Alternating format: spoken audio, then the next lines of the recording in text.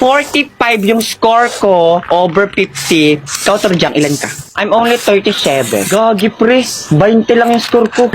Yung akin nga, 5 lang. Monica, ilan ka? Ako?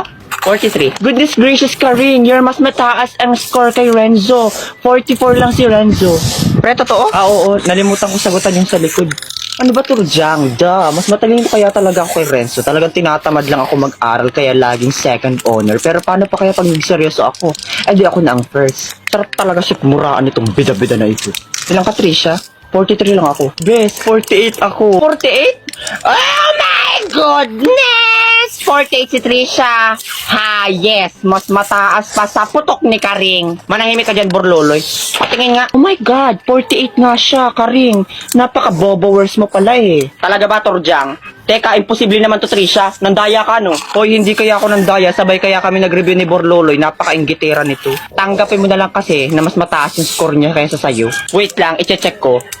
Ma'am, kulang po ng S yung dog niya sa essay. Dapat po plural yon. -5 to dapat. Patingin nga, babangaw ka na naman eh. Anong dapat plural? Eh, is naman yung ginamit na verb. Huwag kang tanga dyan ha. Hoy, bulwak, ako ang naggawa ng essay na yan. Mas marunong ka pa sa akin. Hoy, akin na yung test paper mo. I-check ko din. Siguradong tama ang sagot ko dyan. Si Torjang kaya nag-check niyan. Talaga ba? Ma'am, tingnan niyo po yung modus ng magkaibigang bayo ko.